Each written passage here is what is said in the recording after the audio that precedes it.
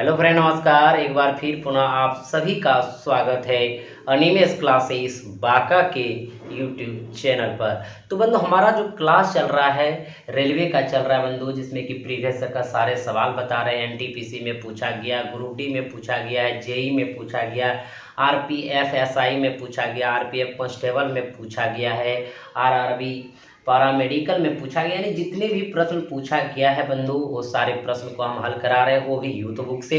तो आज का जो क्लास रहने वाले हैं बंधु, वो 12वां क्लास रहने वाले हैं एलसीएम एससीएफ का। तो चलिए, पढ़ने से पहले जिस भाई बंधु ने हमारे चैनल को अभी तक सब्सक्राइब नहीं किए हैं, वो सबसे पहले जाके बंधु सब्सक्राइब कर दीजिए, सभी मित्रों को शेयर कर दीजिए और लाइक का बटन जरूर दबा दीजिए। तो चलिए बंधु, देखते हैं आज का पहला सवाल। तो चलिए हमारे मित्र बंधु, आज का पहला सवाल प्रारंभ होता है, लेकिन इस चैप्टर का 141 नंबर सवाल है बंधु, और क्लास 12 का ये पहला प्रश्न है। पूछा गया है ग्रुप डी 26/10/18 तृतीय पाली में। प्रश्न बंधु है 56 और 84 दोनों का दूसरा सबसे बड़ा गुणनखंड कौन सा है। यानी कि सबसे बड़ा नहीं पूछ रहा है, सबसे बड़ा भी चाहिए, लेकिन दूसरे नंबर पर जो आता है वो गुणनखंड। तो बंधु इसको बनाएंगे कैसे, ध्यान दीजिएगा। 56 से इसको बंधु लिख सकते हैं 2 गुना 2 गुना 2 गुना 7, यानी कि 2 दूनी 4 गुना 8 37 56। 84 को लिख सकते हैं बंधु 2 गुने 2 गुने 3 गुने 7। ठीक है, कैसे इसको निकालते हैं बंधु, तो आपको पता है नहीं कि ऐसे हम चैप्टर करके 2 से लगाएंगे तो यहाँ हो जाएगा 42। फिर इसी प्रकार बंधु 2 से 21, फिर 3 से लगाएंगे तो 7। देखिए यहाँ पे हम लिख चुके हैं। ठीक है बंधु, अब देखिएगा इनका कहता है सबसे बड़ा गुणनखंड। अगर बंधु इसमें सबसे बड़ा गुणनखंड पूछे, एकदम ध्यान दीजिएगा, सबसे बड़ा गुणनखंड, तो सबसे बड़ा गुणनखंड का पहले अर्थ क्या होता है बंधु, फैक्टर। यानी कि ऐसा बड़ा फैक्टर जो इनमें भी हो और इनमें भी हो, यानी इनको भी भाग करे, इनको भी भाग करे, उसी को तो बंधु फैक्टर यानी गुणनखंड बोलेंगे। सबसे बड़ा यानी दोनों को विभाजित कर दे, तो कौन विभाजित करेगा बंधु, ध्यान दीजिएगा। यहाँ भी 2 को 2 मिल रहा है और यहाँ भी कम से कम 2 को 2 मिल रहा है, यानी 2 गुना 2 हम बड़ा ले रहे हैं बंधु। यहाँ भी 7 मिल रहा है और यहाँ भी 7 मिल रहा है, तो 7 आ गया। अब देखिए 2 दूनी 4 और 4 और गुना 7 करेंगे, कितना हो जाएगा 28। यानी 28 हमारे पास जो सबसे बड़ा गुणनखंड हुआ, जो इनमें भी है और इनमें भी है। लेकिन बंधु कह रहा है दूसरा सबसे बड़ा। देखिएगा दूसरा सबसे बड़ा बंधु कह रहा है, तो इनसे बड़ा तो होगा नहीं, क्योंकि सबसे बड़ा तो 28 आपके पास है। तो इन्हीं का फैक्टर क्यों नहीं कर दे बंधु। तो इसके बाद अगर जो फैक्टर होगा, जो गुणनखंड होगा, क्या होगा 14 गुना 2। अगला जो होगा बंधु 7 गुना 4, यानी इन्हीं को तोड़ रहे हैं। तो सबसे लास्ट अगर पूछता तो 2 कम से कम होता, उनके ऊपर 4, उनके ऊपर 7 और 7 के ऊपर 14, 14 के ऊपर 28। तो बंधु हमारा दूसरा सबसे बड़ा गुणनखंड क्या हो गया, 14 हो गया।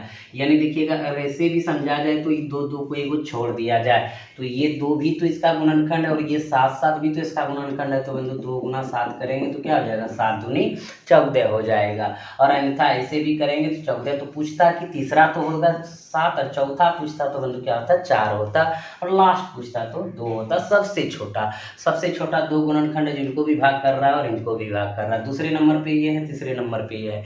अब समझ गए बंधु, कहीं कोई दिक्कत नहीं। अगर यहाँ से भी कहते सर तीसरा नंबर का निकालते तो इसको छोड़ देते, तो अभी क्या ले लेते बंधु, 7 ले लेते।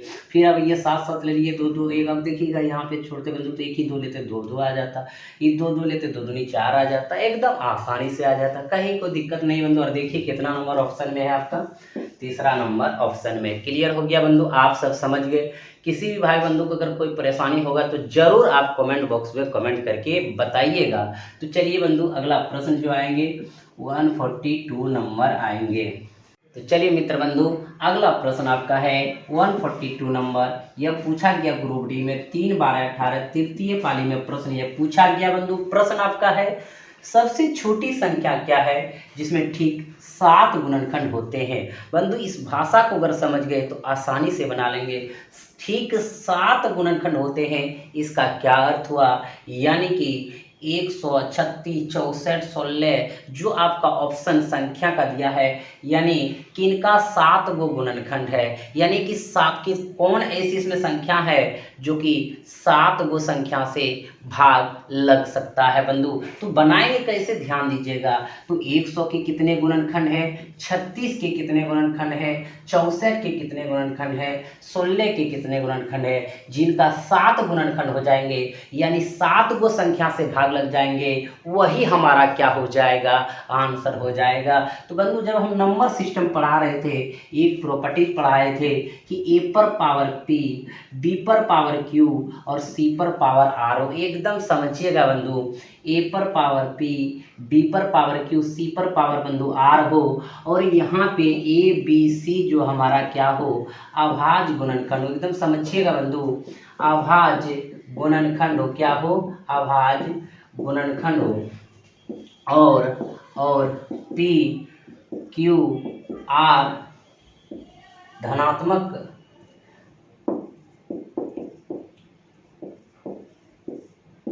घात हो तो गुणनखंड की संख्या बराबर, तो गुणनखंड की संख्या बराबर, एकदम समझिएगा मेरे मित्र बंधु, संख्या बराबर बताए हैं आप सबको कि यहाँ p है तो इसमें एक जोड़ के अधिक ले लेंगे p+1 गुना, यहाँ बताए बंधु q प्लस क्या ले लेंगे 1 गुना, यहाँ पे क्या बंधु r+1 ले लेंगे और सबको आपस में गुणा कर देंगे, वही गुणनखंड की संख्या हो जाएंगे टोटल, यानी कुल कितने संख्या से भाग लग सकता है। ऐसा बंधु हम नंबर सिस्टम में आपको पढ़ा चुके हैं कि ए बी सी क्या है, अभाज्य गुणनखंड है, पी क्यू आर क्या है बंधु, धनात्मक घात पूर्णांक है, तो गुणनखंड की संख्या p+1 गुना q+1 गुना r+1, यानी जो यहाँ घात दिया रहेगा बंधु उसमें एक एक अधिक जोड़ के सबको आपस में गुना कर देंगे। और सम वाला भी बताए हैं आपको, विषम वाला भी बताए। सम वाला में बताए बंधु यहाँ सिर्फ एगो 1 नहीं लेना है, p रखना, बाकी उसी तरह करेंगे आगे। और विषम वाले में भी बताए विषम गुणनखंड कितने होंगे, तो इनके जगह एक लेंगे, बाकी आगे होगा, सब बता चुके हैं। अगर आप सब हमारा वीडियो नहीं देखे हैं नंबर सिस्टम का तो जरूर देख लीजिए बंधु, एक भी सवाल नहीं छूटेगा। अब बात यहाँ है हमारा पहला ऑप्शन का 100 का, एकदम समझिएगा बंधु, इसको बनाएंगे कैसे, तो 100 को आप कैसे इसका फैक्टराइज करेंगे बंधु, तो यहाँ पे आपको करना है 2 से लगाएंगे 50 होगा, 2 से लगाएंगे बंधु 25 होगा, फिर यहाँ पे आप 5 से लगाएंगे बंधु 25 हो जाएगा। यानी इसको लिख सकते हैं बंधु 2 पर पावर 2 गुना 5 पर पावर 2।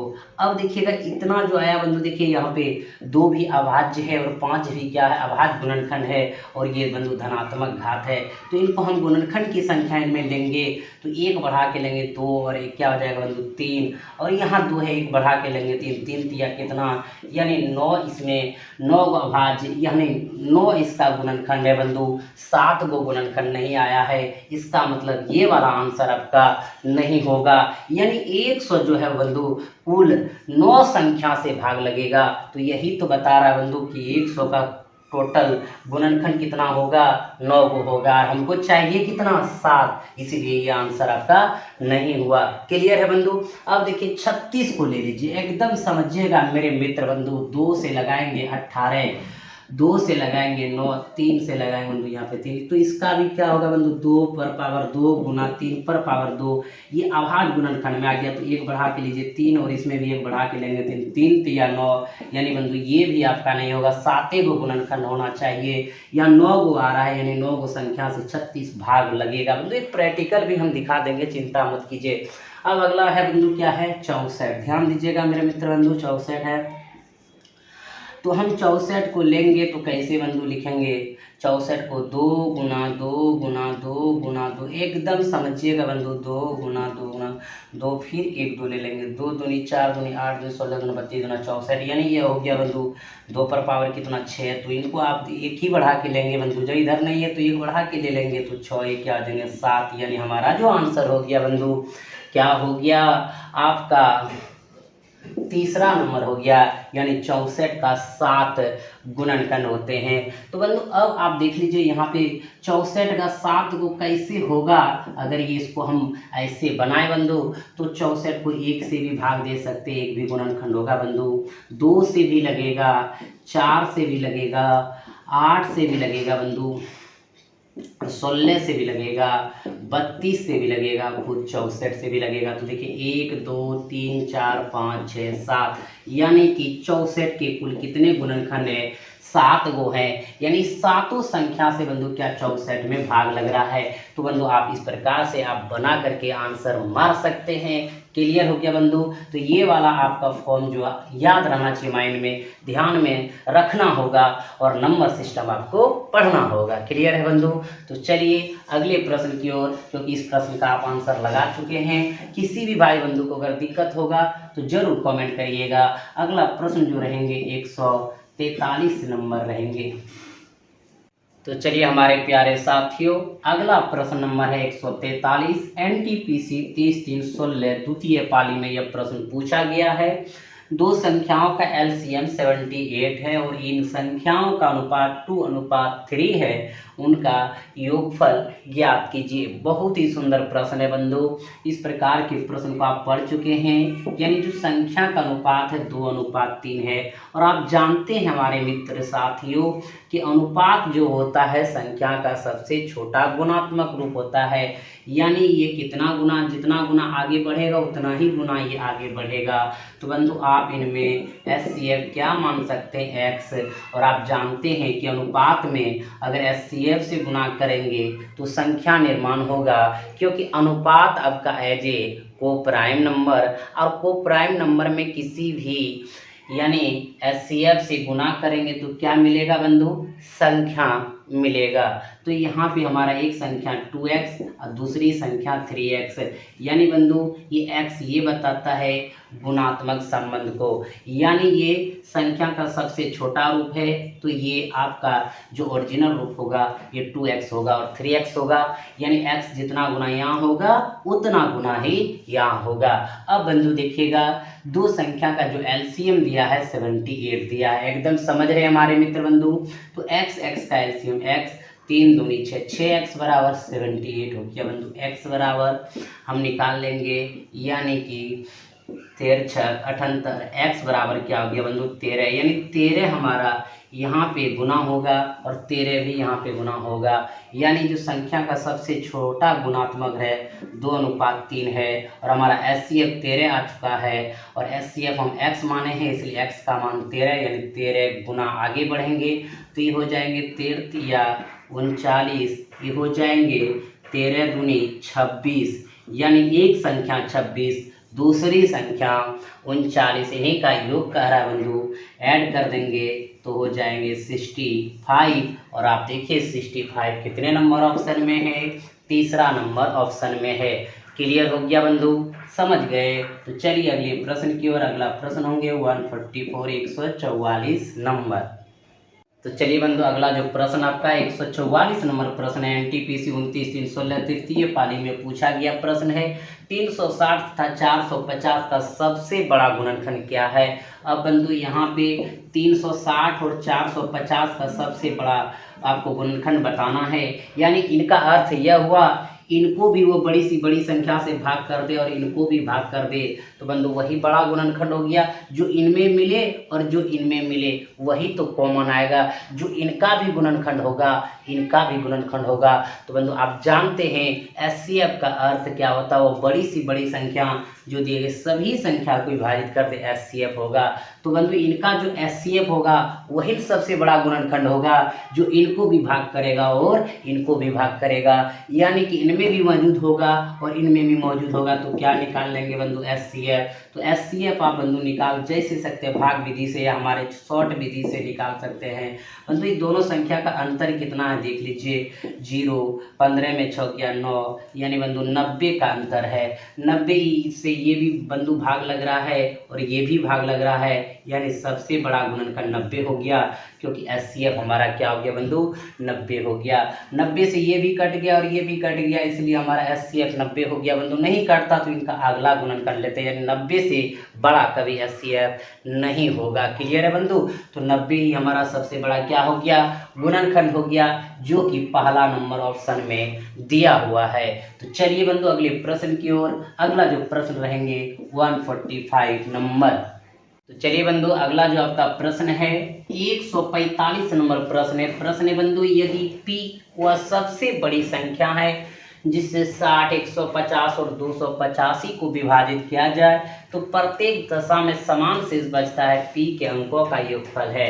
यानी बंधु 60 में भाग करें यानी 150 में भाग करें या 285 में भाग करें, जितना शेष यहाँ बचेगा उतना ही शेष यहाँ बचेगा और उतना ही शेष यहाँ बचेगा। और p से भाग करने पर यानी p हमारे पास क्या है, सबसे बड़ी संख्या है। यानी बंधु इस प्रकार के आप प्रश्न को पढ़ चुके हैं कि वह बड़ी सी बड़ी संख्या ज्ञात कीजिए जो इतना इतना इतना को भाग देने पर समान शेष बचे। पढ़े हैं ना बंधु? तो देखिएगा इनको आप कैसे बनाएंगे। जब समान शेष बचे हैं बंधु तो हम बताए थे आपको कि सबको एक दूसरे से घटा देंगे और घटाने के बाद जो एचसीएफ होगा वही संख्या आएंगे। और संख्या जैसे आ गया p हमारा संख्या है, संख्या जैसे आ गया उनके अंकों को जोड़ देंगे तो हमारा आंसर हो जाएगा। तो सबसे पहले बंधु समान शेष बचे तो सबको एक दूसरे के साथ घटा देंगे। तो देख लीजिए 285 घटा 150 कर दीजिए, फिर बंधु 285 घटा 60 कर दीजिए, फिर 150 घटा क्या कर देंगे बंधु 60 कर देंगे।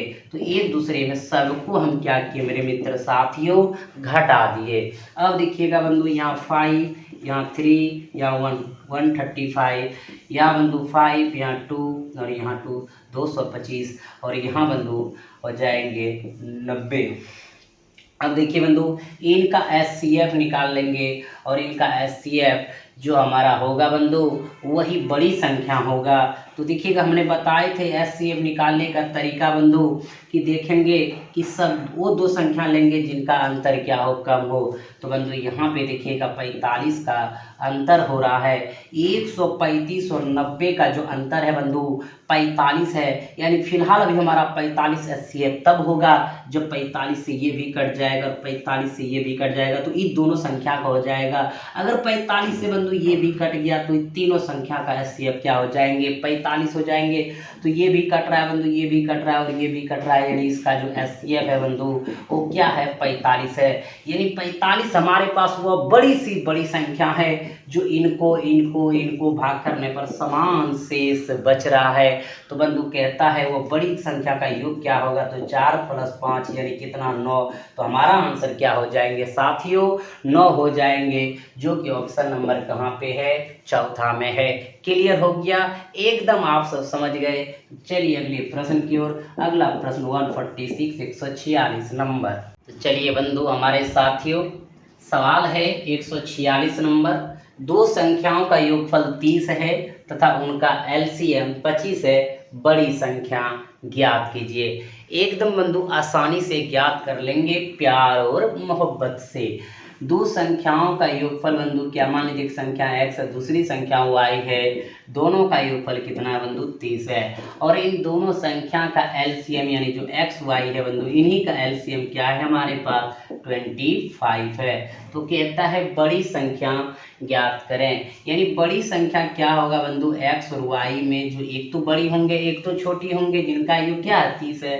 तो कहता है बड़ी संख्या ज्ञात करें। तो बंधु जब इस तरह के प्रश्न आए तो ज़्यादा दिमाग आपको नहीं लगाना है। एकदम बंधु देखिएगा 55 आपका आंसर नहीं होगा। अब बंधु 55 है यहाँ पे, अगर बड़ी संख्या 55 होगा तो 55 में कितना जोड़ेंगे 30 हो जाएगा। तो 55 तो कभी होगा नहीं, यानी कि जोड़ने के बाद दो संख्या का योग 30 हो जाना चाहिए। और एक ही को संख्या 55 दिया है बड़ी, अगर ऑप्शन ले लें हम 55 तो हमारा आंसर ही 55 होगा नहीं। 55 में कितना जोड़िएगा जो 30 हो जाएगा, भाई 55 में घटाइएगा तभी तो 30 होगा, यानी इसमें हम 55 नहीं ले सकते हैं। तो दूसरा ऑप्शन क्या हो गया बंधु 25। अगर एक संख्या 25 हो 30 पुराने के लिए दूसरी संख्या क्या होगा 5 होगा, यानी बड़ी संख्या 25 तो छोटी संख्या 5, इन दोनों का योग हो जाएगा 30। तब बंधु यहाँ पे एक चीज़ ध्यान दीजिए कि 25 और यहाँ हमारा क्या है 5 है। तो 25 5 योग हम 30 करेंगे। अगर बड़ी संख्या 25 लेंगे तो छोटी कितना लेना होगा 5 लेना होगा। इन दोनों का एलसीएम भी 25 होना चाहिए बंधु। तो 25 और 5 का एलसीएम क्या हो जाएंगे 25 हो जाएंगे। तो हमारा आंसर यहाँ हो गया बंधु, यानी जो हमारा आंसर हुआ वो क्या हो गया 25 हो गया। क्लियर है, क्योंकि हमने एक संख्या 25 ले लेते हैं तब तो दूसरी संख्या को 5 लेना पड़ेगा, क्योंकि दोनों संख्या का योग कितना होना चाहिए 30 होना चाहिए। तो बंधु 30 तो हो गया, क्या इन दोनों का एलसीएम 25 हो रहा है, जो यहाँ दिया बिल्कुल हो रहा है, इसलिए आंसर 25 हो गया हमारा बंधु। बड़ी संख्या अगर आप एक लेते तो बंधु एक संख्या, तो एक अगर लेंगे बड़ी, यहाँ जो मांग रहा है वही ऑप्शन लिया होगा ना, तो बड़ी अगर एक लेंगे तो छोटी क्या लेंगे बंधु, तो इसका मतलब कभी 30 पूरेगा ही नहीं ना, तो ये तो आंसर होगा नहीं। अगर बंधु मान लीजिए कि बड़ी अगर 15 लेंगे तो बंधु कभी आपका छोटी जो है क्या होगा, देखिए यहाँ 30 पुराना है तो बंधु 15 ये बराबर है, तो ये वाला भी तो होगा नहीं, तो होगा कौन, एकदम 25 होगा। एकदम समझ गए बंधु, कहीं कोई दिक्कत है तो इस तरह के जब भी प्रश्न आए तो आप ऐसे बनाइए ना, तो फेरे में मत फंसिएगा, फेरा में फंस गए तो फंसले रह जाइएगा बंधु। तो चलें अगले प्रश्न की ओर। अगला जो प्रश्न रहेंगे 147 नंबर। तो चलिए हमारे मित्र बंधु, अगला जो प्रश्न है 147 नंबर प्रश्न है, लेकिन बंधु यहाँ टाइप चेंज है, यानी टाइप 8वां प्रश्न है बंधु। एनटीपीसी 28/21 प्रथम पाली में पूछा गया प्रश्न है। प्रश्न बहुत ही सुंदर है बंधु। कह रहा है एक आयताकार आंगन 18 मीटर 72 सेंटीमीटर लंबा तथा 13 मीटर 20 सेंटीमीटर चौड़ा है। इस पर सभी समान आकार वाले वर्गाकार टाइल लगाए जाते हैं। आवश्यक टाइलों की न्यूनतम संभावित संख्या ज्ञात कीजिए। एकदम बंधु प्रश्न पे ध्यान दीजिएगा कि एक आयताकार आंगन है जिसमें बंधु लंबाई और क्या है, चौड़ाई है। तो लंबाई दिया है बंधु 18 मीटर 72 सेंटीमीटर और चौड़ाई जो दिया है 13 मीटर 20 सेंटीमीटर। एकदम बंधु क्लियर है यहाँ तक। अब कहता है कि इस पर सभी समान आकार वाले वर्गाकार टाइल लगाए जाते हैं। तो बंधु समान आकार का यानी जितना आकार इधर उतना आकार इधर, जितना इधर उतना इधर, इसी प्रकार बंधु टाइल लगाए जाते हैं। तो कह रहा है बंधु देखिएगा टाइल इस प्रकार लगना प्रारंभ हो गया, तो कहता आवश्यक टाइलों की न्यूनतम संभावित संख्या ज्ञात कीजिए, यानी इसी प्रकार कितने टाइल इसमें लगेंगे। तो बंधु इसको बनाएंगे कैसे, ध्यान दीजिएगा। तो सबसे पहले बंधु ये आंगन का हमें क्या चाहिए, क्षेत्रफल चाहिए। अगर आंगन का क्षेत्रफल पता चल जाएगा, लंबाई गुना चौड़ाई से तो पता चल ही जाएगा बंधु। जब पता चल गया तो हम जानेंगे कि एक टाइल्स का क्षेत्रफल कितना होता है। जब एक टाइल्स का क्षेत्रफल आ जाएंगे तो पूरे क्षेत्रफल में जो आंगन का क्षेत्रफल है उसमें भाग कर देंगे, तो टाइल्सों की न्यूनतम संख्या प्राप्त हो जाएंगे, यानी कितने टाइल्स लगेंगे। क्लियर है बंधु। तो सबसे पहले देखिएगा ये मीटर और सेंटीमीटर में इसको कन्वर्ट कर दीजिए। 1 मीटर बराबर 100 सेंटीमीटर, यानी 1800 और 72 यानी 1872 सेंटीमीटर लंबाई हो गया। ठीक है बंधु, इनको भी कन्वर्ट कर दीजिए तो 1300 और 20 यानी 1320 सेंटीमीटर हो गया। ठीक है बंधु, यानी लंबाई इतना चौड़ाई इतना। तो इनका अगर हम बंधु क्या करेंगे, क्षेत्रफल अगर लेंगे तो क्षेत्रफल हो जाएगा लंबाई गुना चौड़ाई, यानी 1872 गुना 1320, यानी बंधु ये हमारा टोटल आंगन का क्षेत्रफल आ गया यहाँ से यहाँ। और हमको चाहिए एक टाइल्स का क्षेत्रफल। अगर एक टाइल्स के क्षेत्रफल से इसमें भाग कर देंगे तो टाइल्स की संख्या आ जाएंगे। तो बंधु वही एक टाइल्स का क्षेत्रफल कहाँ से आएगा, तो बंधु एक चीज ध्यान दीजिएगा, जितना लंबाई इधर हो उतना ही लंबाई बंधु इधर हो टाइल्स का, यानी जितना इधर हो उतना इधर हो, यानी कि बराबर लंबाई के भुजा हो। तो बंधु एक चीज देख रहे हैं आप कि ये भी भुजा में वो कॉमन है और ये भी भुजा में कॉमन है, यानी इसकी लंबाई इनको भी डिवाइड कर रहा है, इनको भी डिवाइड कर रहा है। जब दोनों को बंधु डिवाइड कर रहा है, दोनों में मिल रहा है, तो क्या करेंगे एचसीएफ, यानी इन दोनों का एचसीएफ एक टाइल्स का बंधु क्या पता चल जाएगा, लंबाई पता चल जाएगा। और जो लंबाई होगा वही चौड़ाई होगा, क्योंकि टाइल्स यहाँ पे क्या है, वर्गाकार है। जितना इधर उतना इधर, जितना इधर उतना इधर, यानी इन दोनों के एचसीएफ से क्यों पता चलेगा ये भी जान लीजिए बंधु। जितना लंबाई इधर जा रहा है उतना ही इधर जा रहा है, इनको भी यानी भाग कर रहा है और इनको भी भाग कर रहा है, इनमें भी मौजूद है और इनमें भी मौजूद है, यानी इधर भी मौजूद है इधर भी मौजूद है। जितना इधर भागेगा उतना ही इधर से भागे, तो बंधु हमारा क्या हो जाएगा, इन दोनों का एचसीएफ हो जाएगा। तो हम इनका एचसीएफ निकाल लेंगे, किसका बंधु 1872 और 1320। तो बंधु बहुत तरह से हम बताएं आपको एचसीएफ, आप जिस विधि से चाहें तो आप इनको निकाल लेंगे। तो बंधु इनको हम आपको गुणनखंड विधि से यहाँ पे निकाल लेते हैं, भाग विधि से। तो क्या हो जाएंगे, 1872 बड़ा है और हमारा 1320 छोटा है, यानी 1320 से क्या करेंगे बंधु, भाग दे देंगे। एक बार में लगाएंगे तो 1320 हो जाएगा, यहाँ 2 हो जाएगा बंधु, 7 में 2 गया 5, यहाँ 8 में 3 गया 5। ये वाला चीज़ अब यहाँ उतरता है बंधु 1320, 2 बार में लगाए, 2 दूनी 4, 5 दूनी 10, 5 दूनी 10, 11 यानी 1100 4, 10 पे 4 गया 6, यहाँ बंधु 1, यहाँ पे 3 में गया 2, ये कैंसिल। अब यहाँ से उतरेंगे 5, 5, 2, एकदम आसानी से बंधु निकाल लेंगे। 2 बार में लगा दीजिएगा। फिर 6 दूनी 12, 2 1 2 3 और 2 दूनी 4 बंधु 0, यहाँ पे 5 में 3 गया 2 और यहाँ पे 5 में 4 गया 120 और यहाँ पे 216। एक बार में लगाइए बंधु, यहाँ पे रख देते 120, 6 हो जाएगी। 11 में 2 गया 9 और बंधु कैंसिल, यानी 120 आ जाएंगे। ये वाला उत्तर है कि आसानी से तो एक बार में लगाएंगे बंधु। 96, 10 में 6 गया कितना 4, 11 में 9 गया 2 और बंधु यहाँ पे 96 आ जाएंगे, यानी कितना बार में 4 बार में कट गया बंधु। अब इस विधि से कहीं भी बनाइए बंधु बनेगा, यानी 24 क्या हो गया एचसीएफ हो गया। यानी बंधु 24 सेंटीमीटर जो हमारा माप है, इधर भी है इधर भी है, यानी ये जो एचसीएफ आया तो बंधु एक भुजा इधर है, ये भी भुजा में समाहित है, यानी एक भुजा की लंबाई कितना हो गया टाइल्स का 24 सेंटीमीटर। यानी बंधु लिखेंगे टाइल्स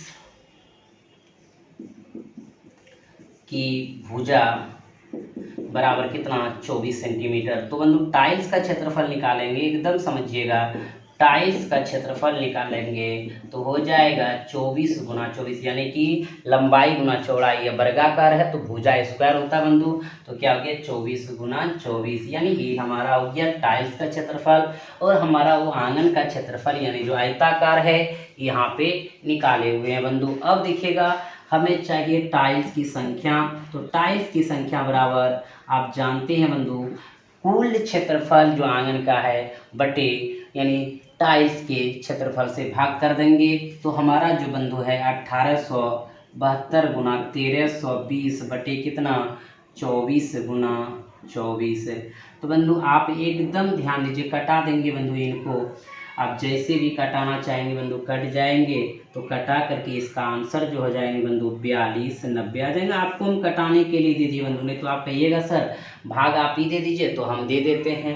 तो बंधु भाग दीजिएगा तो देखिएगा सबसे पहले ये देखिएगा हम कटाएंगे 8 से बंधु, तो 8 से ये कट रहा है, 8 3 24, यहाँ से बंधु कटा रहे 8 दूनी 16, एकदम समझिएगा बंधु 2 27 हो गया, 8 3 24 3 8 32, ये कट गया बंधु। अब देखिएगा यहाँ से कटाएंगे 12 दूना 24 बरगर हाँ 32 से यानी 11, एकदम देखिए बंधु 110 हो गया यहाँ, यानी इसको हम लिख सकते हैं 234 गुना 110 बटे 2 गुना 3, एकदम ये चीज़ कटाइए आंसर लाइए बंधु। अब एक चीज़ ध्यान दीजिएगा, इधर से कटाने में आसान हो जाएगा, इधर कटा दीजिए 4 3 7 2 3 से कटेंगे बंधु तो हो जाएंगे 7 3 21, यहाँ बचा 2 24 8 23, इसको कटा दीजिए बंधु तो हो जाएंगे यहाँ पे 3 दूनी 6 और 9 दूनी 18 39, यानी 39 गुना 110 गुना करने में बंधु यहाँ आसान हो जाएगा। देखिएगा ये 3 और 9 फैला देते हैं तो 9 3 12 और 1 बचा तो 3 1 4 29 1 0, यानी 42 90। अब बंधु हम लिखे भी थे यहाँ पे आपका 42 90, तो आप इसको कटा करके 42 90 आंसर लगा दीजिए।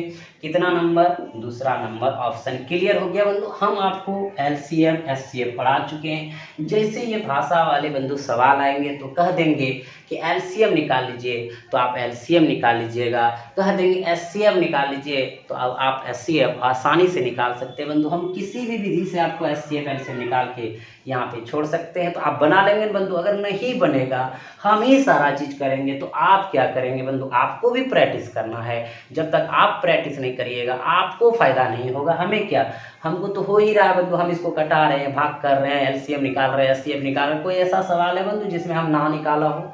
हम कभी आपको कहते हैं कि आप ही निकालो? नहीं बंधु, हम ही निकाल देते कि आपको परेशान ना हो। तो बंधु सबसे पहले इस तरह का जब प्रश्न आएगा तो आप क्या करेंगे एकदम समझिएगा मित्र बंधु, कहीं जाने की जरूरत नहीं पड़ेगा, आपका तैयारी यूं ही हमारे साथ बने रहिए, हो जाएगा। तो बंधु हम सबसे पहले अगर इस तरह का प्रश्न रहे जो क्षेत्रफल दिया रहे उसका हम क्षेत्रफल निकालेंगे बंधु। अब देखेंगे ये वर्गाकार टाइल्स घटाना, तो इधर भी भुजा को भाग करेगा इधर भी, क्योंकि जो भी इनका टाइल्स का भुजा होगा बराबर होगा, यानी लंबाई के साथ भी मिलेगा और चौड़ाई के साथ भी मिलेगा, तो उन दोनों का एचसीएफ ही निकलेगा, भुजा की लंबाई निकल जाएंगे बंधु। जो भुजा होगा जो लंबाई होगा वही चौड़ाई होगा, क्योंकि वर्गाकार टाइल्स है, उनके एक टाइल्स के क्षेत्रफल से भाग कर देंगे, कुल क्षेत्रफल में टाइल्स की संख्या निकल जाएंगे। क्लियर है बंधु? आप इनको गुणनखंड विधि से भी एचसीएफ निकाल के देख सकते हैं। तो चले बंधु अगले प्रश्न की ओर। अगला प्रश्न रहेंगे 148 नंबर। चलिए बंधु अगले प्रश्न की ओर। अगला प्रश्न है 148 नंबर। यह पूछा गया एनटीपीसी 4-2 की द्वितीय पाली में बंधु। प्रश्न है 12 मीटर लंबे और 8 मीटर चौड़े कमरे के फर्श को अधिकतम संभावित क्षेत्रफल वाले वर्गाकार डिजाइनों से सजाया जाना है। आवश्यक वर्गाकार डिजाइनों की संख्या ज्ञात कीजिए। यानी बंधु पिछले प्रश्न की तरह यह भी प्रश्न है, एकदम आसानी से बना लेंगे। वहाँ टाइल्स था बंधु, यहाँ डिजाइन है। तो आपका जो क्षेत्र है बंधु वो क्या है, फर्श है, जिसमें लंबाई 12 मीटर है और 8 मीटर चौड़े हैं। तो बंधु इधर कहता है इसमें एकदम वर्गाकार डिजाइन बनाना है। यानी वर्गाकार डिजाइन मतलब बंधु जितना लंबाई इधर हो उतना ही लंबाई इधर होगा। यानी बंधु इस भुजा और इस भुजा में अगर सजेगा यानी यहाँ भी वही लंबाई आएगा, जो वर्गाकार यहाँ पे डिजाइन बनेगा वही लंबाई यहाँ आएगा। यानी बंधु इस भुजा में भी ये कॉमन हो रहा है, इस भुजा में भी ये कॉमन हो रहा है, और जो कॉमन हो जाए उसे क्या कहते हैं मित्र बंधु, एचसीएफ कहते हैं। और एचसीएफ 12 और 8 का क्या हो जाएंगे, 4 हो जाएंगे। यानी डिजाइन का जो भुजा होगा बंधु वो क्या होगा, 4 मीटर होगा। तो डिजाइन का क्षेत्रफल निकाल लेंगे बंधु। तो डिजाइन का क्षेत्रफल जो होगा, एक डिजाइन जो वर्गाकार है बंधु उसका जो क्षेत्रफल होगा वो भुजा स्क्वायर होगा, क्योंकि लंबाई चौड़ाई बराबर है बंधु, वर्गाकार है तो 4 गुना क्या हो जाएंगे, 4 हो जाएंगे। ठीक है बंधु।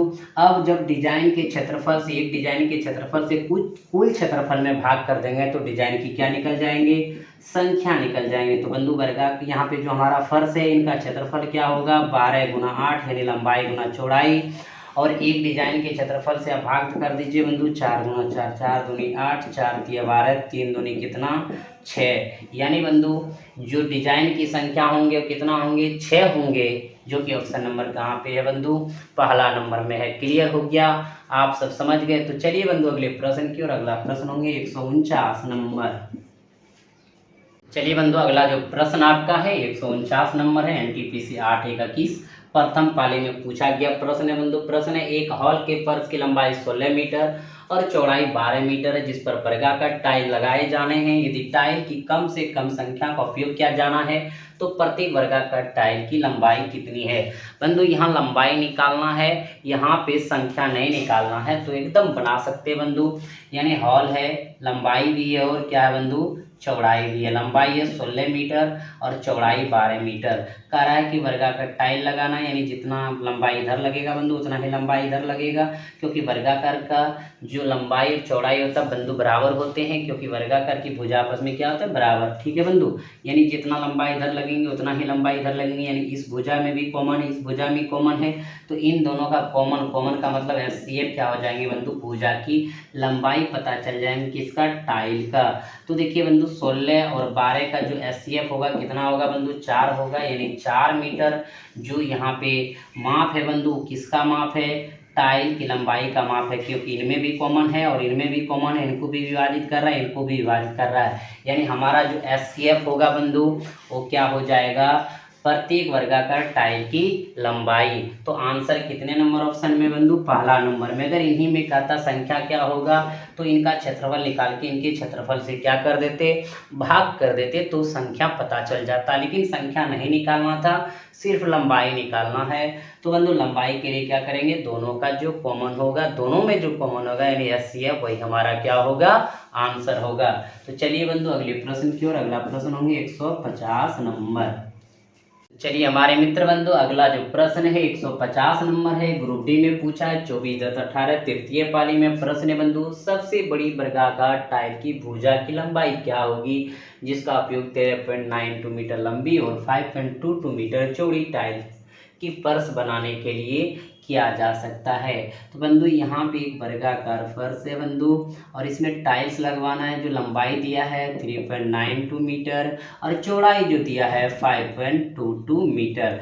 बंधु इनमें हमको टाइल्स लगाना, वो भी वर्गाकार। तो सब प्रश्न बंधु एक ही तरह का है, आप देख रहे हैं। तो कहता है भुजा की लंबाई, यहाँ संख्या नहीं मांग रहा है, भुजा की लंबाई मांग रहा है। यानी कि बंधु इनमें भी दोनों कॉमन हो, यानी एचसीएफ निकाल देंगे तो टाइल्स की भुजा की लंबाई पता चल जाएंगे। तो एचसीएफ कैसे निकालेंगे बंधु, ध्यान दीजिएगा। यानी ये पॉइंट में बंधु इसको पॉइंट खत्म करिए। तो यानी इसको आप देख रहे हैं बंधु, यहाँ पे मीटर सेंटीमीटर में दिया हुआ है बंधु, ये सेंटीमीटर में, ये मीटर सेंटीमीटर, मीटर सेंटीमीटर, ये सेंटीमीटर में। तो इसको हम क्या कर दे बंधु, सेंटीमीटर में कन्वर्ट करेंगे तो पॉइंट हट जाएंगे। कैसे, क्योंकि बंधु हम जानते हैं 1 मीटर बराबर 100 सेंटीमीटर, 100 से गुना करेंगे बंधु, ये पॉइंट खत्म हो जाएंगे कितना, 1392। अब कहेंगे कैसे सर, देख लीजिए 13.92 है बंधु। ये पॉइंट को उड़ाएंगे तो क्या 100 और 100 से गुना करेंगे तो सेंटीमीटर में होगा, ये कैंसिल तो हो जाएगा 1392 सेंटीमीटर। अब बंधु इसको अगर लिखेंगे तो 522 सेंटीमीटर। इन दोनों का एचसीएफ क्या होगा बंधु? आप किसी भी विधि से, चलिए भाग विधि से भी बना सकते बंधु, अंतर विधि से भी बना सकते, जैसा हो। हमें वो पिछला भाग विधि से बता देते तो इसको अंतर विधि से बताते बंधु। ये दोनों का अंतर कर दीजिए, 2 में 2 गया कितना 0, 9 में 2 गया कितना बंधु 7, और यहाँ पे 13 में 5 गया 8, 870 बंधु। यहाँ पे एक चीज़ ध्यान दीजिए कि 870 से इसमें भाग लग जाता, इसमें भाग लग जाता तो यही एचसीएफ हो जाता, लेकिन बंधु इससे तो ये कम है, इनसे। अब एक चीज़ ध्यान दीजिएगा बंधु, इनसे ये तो कम है, इनमें तो भाग लगेगा नहीं, और इनमें बंधु भाग लगेगा नहीं क्योंकि शून्य, तो ये आपका एचसीएफ नहीं होगा। तो क्या होगा बंधु? इसका अगला गुणनखंड हो जाएंगे।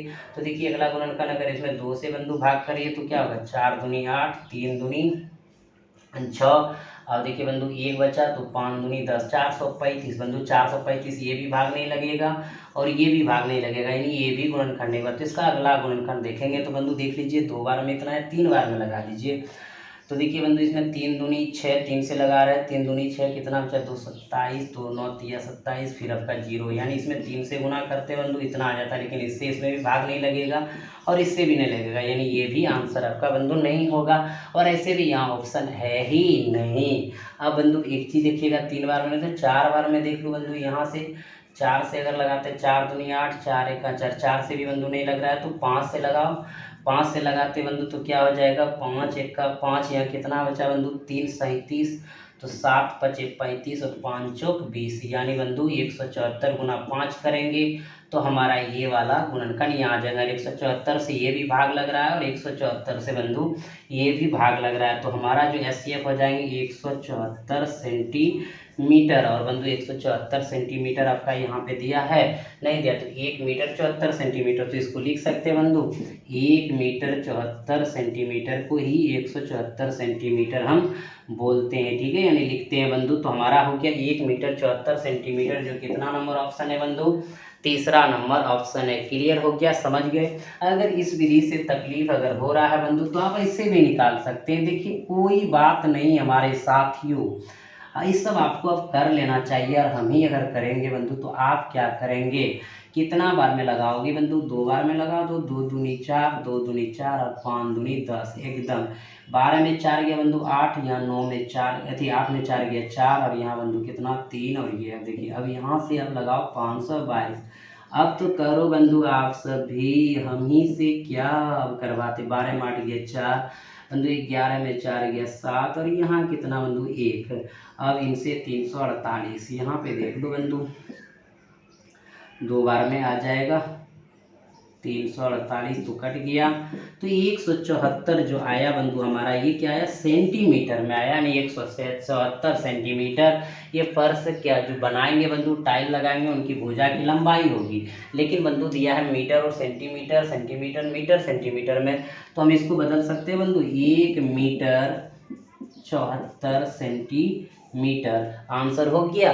तो बंधु आप इस प्रकार के प्रश्न को आप सब आसानी से बना सकते हो। यह टाइप जो बंधु 8वां था वो खत्म हो गया, यानी इस प्रकार के प्रश्न में कोई परेशानी नहीं होगा बंधु, ना ही आगे आने वाले सवाल में होगा। तो चलिए बंधु आज क्लास मेरा इतना ही रहेंगे, आप सब जरूर फीडबैक दीजिए क्लास आज का कैसा लगा बंधु। तबीयत खराब रहने की भी वजह से हम आपका क्लास आज ले नहीं पाते, लेकिन बंधु तो भी लिए कि आपका क्लास कंटिन्यू चले, आपका क्लास ना छूटे, इसलिए बंधु आप सब अपना प्यार दीजिए, लाइक कीजिए, सब्सक्राइब कीजिए, शेयर कीजिए और सपोर्ट करिए बंधु। तो फिर मिलते हैं आप सभी के साथ अगली क्लास में, तब तक आप सभी को बहुत बहुत धन्यवाद। हंसते रहिए, मुस्कुराते रहिए। जय हिंद, जय भारत।